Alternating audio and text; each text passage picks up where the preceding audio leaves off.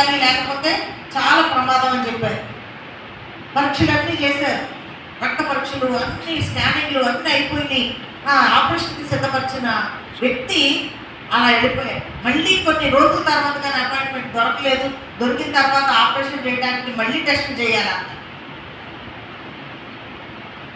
మళ్ళీ టెస్ట్ చేయకుండా చేయకూడదు. సరే మళ్ళీ మొత్తం అన్ని టెస్టులు చేస్తే అసలు ఏం సమస్య లేదు, ఆపరేషన్ అక్కర్లేదు అంట. ఆపరేషన్ అక్కర్లేదు.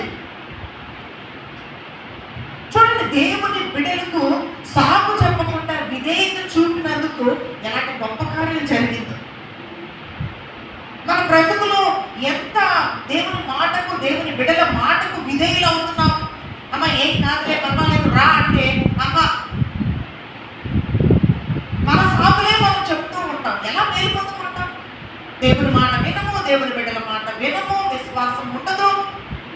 మనకుండదు విశ్వాసం. కానీ మన ముందుకు వచ్చి దేవుని బిడ్డలు ఒక మాట చెప్పి, విశ్వాసపూరితమైన మాటలు ఒక మాట చెప్పి, మనల్ని బలపరిచి, మనకి చేయూతనిచ్చి, మన చెయ్యి పట్టుకొని లేపాలని ప్రయత్నం చేస్తుంటే, అయ్యా నేను లేకలేనులే అయ్యా, నేను పొందుకోవలసిన పరిస్థితుల్లో కూడా నేను పొందుకోకుండా మన యొక్క స్వచిత్తాన్ని చేసుకొని మన బలహీనతలోనే మనం ఉండడానికి ఇష్టపడుతున్న వారిగా ఉంటున్నాం. దేవుని కార్యాలు చూసే అవకాశం మనకు వస్తుంది. దేవుని కార్యాలు మనం చూడటానికి ఒక అడుగు ముందుకు వేయలేకపోతున్నాం. ఒక్క అడుగు ముందుకు వేస్తే విశ్వాసంతో ఏమో. ఒకసారి ఒక అయ్యగారు చెప్పారంట, మధ్యరాత్రుల్లో 12:30 1 గంట వస్తుంది. అది చిన్న గ్రామమే. వెళ్ళి అర్జెంటుగా ఒక మైసూర్ శాండిల్స్ కొట్టురా అన్నారు. ఈయనేమనాలి, అయ్యా ఈ టైంలో అసలు ఎక్కడన్నా కొట్టుకుంటాయా, మీరు ఎక్కడ చెప్తున్నారు, నేను ఎక్కడికి వెళ్ళను అని అనాలి. ఏం మాట్లాడకుండా చెప్పారంతే. విధేయత ఏమో చెప్పారు అని చెప్పి వెంటనే బయలుదేరి వెళితే అప్పుడే ఒక ఆయన కొట్టు తీస్తున్నాడు. ఎందుకు ఆయన తీస్తున్నాడంటే ఆయన కొడుకున్నాడు కానీ నిద్ర పట్టట్లేదు. ఆయన ఏదో లోపల పెట్టడం మర్చిపోయాను అని అనుకొని నేను సరికి పెట్టానా పెట్టలేదా, సరికి ఏమన్నా చేశానా చేయలేదా అని ఆయనకి మనసంతా వేదనగా ఉండి నిద్ర పట్టక వచ్చి షాప్ తీసి అన్ని చక్కగా పెట్టానా లేదో చూసుకొని మళ్ళీ తాళం వేసి వెళ్దామని వచ్చింది. అదే టయానికి ఇతను వెళ్ళాడు.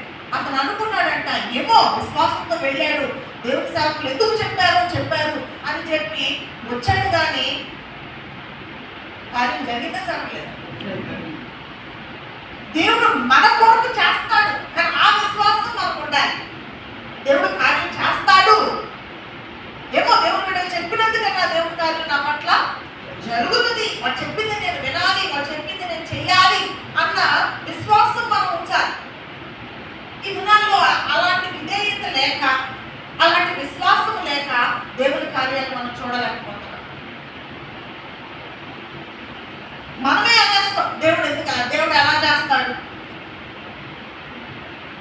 నా భర్త మారలే, అబ్బో ఆయన సంగతి మీకు తెలియదు. ఎవరికి? మాస్టర్ గారికి చెప్తారు, అయ్యగారికి చెప్తారు, అయ్యా నీకు ఆయన సంగతి తెలియదు అయ్యా.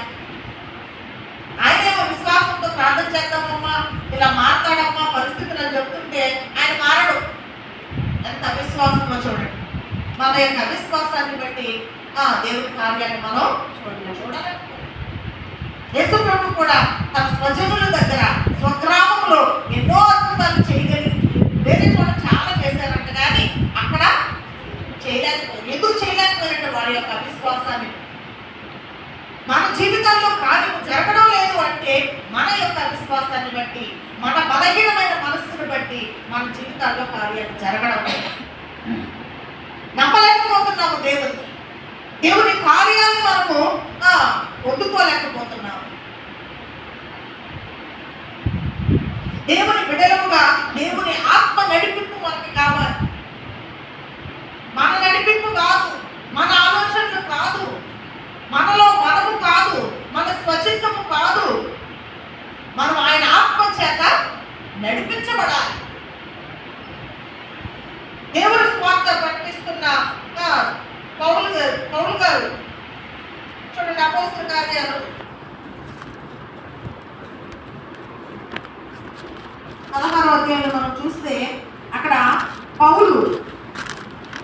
వారిని తీసుకొని వెళ్తా ఉన్నాడు. 6వ వచనం, ఆసియాలో వాక్యం చెప్పకూడదని పరిశుద్ధాత్మ వారిని ఆటంకపరిచినందున వారు కుక్రియా గలతీయ ప్రదేశముల ద్వారా ముసియా దగ్గరకు వచ్చి బితూనియాకు వెళ్ళటకు ప్రయత్నం చేసింది. కానీ యేసు యొక్క ఆత్మ వారిని వాళ్ళు ఎక్కడికో వెళ్ళాలనుకున్నారు సువార్త ప్రకటించడానికే. కానీ దేవుని యొక్క ఆత్మ వారిని అక్కడికి కాదు వేరే చోటకి వెళ్ళమని సెలవిస్తా ఉంది. అంతటా వారు ముసియాను దాటిపోయి త్రోయకు వచ్చి అప్పుడు మాసిదోనియా దేశస్థుడు ఒకడు నిలిచి, నీవు మాసిదోనియాకు వచ్చి మాకు సహాయం చేయమని తను వేడుకుంటున్నట్లు రాత్రి వేళ పౌలులకు దర్శనం కలిగింది. అతనికి ఆ దర్శనం కలిగినప్పుడు వారికి సువార్త ప్రకటించడానికి దేవుడు మమ్మల్ని పిలుచుచున్నాడని మేము నిశ్చయించుకొని వెంటనే వాళ్ళు ఎలాంటి దేవుని ఆత్మ చేత నడిపించబడ్డారో చూడండి. అక్కడ నుంచి వెళ్ళారు. వెళ్ళినప్పుడు మరి లూదియా రక్షించబడింది, తన కుటుంబము రక్షించబడింది. దేవుని యొక్క ప్రణాళిక ఉంది. మనం ఈ లోకంలో ఉన్నాము అంటే దేవునికి ఒక ప్రణాళిక ఉంది. ప్రభు నిన్ను నన్ను రక్షించాడు అంటే దేవునికి ఒక ప్రణాళిక ఉంది. నువ్వు ఎక్కడ ఉండాలో, ఎక్కడికి వెళ్ళాలో, నువ్వేమి చెయ్యాలో అది నీ ఇష్టము కాదు, మన ఇష్టము కాదు. రక్షించబడ్డాము అంటే మన పట్ల మనం దేవునికి మనల్ని మనం అప్పగించుకోవాలి. ఆయన ఆత్మ చేత మనము నడిపించబడాలి. ఎవరితో ఏ మాట మాట్లాడాలో నీ నోటిని ఆయన ఘోరంగా వాడుకుంటాడు. స్వార్థ ప్రకటించడం అంటే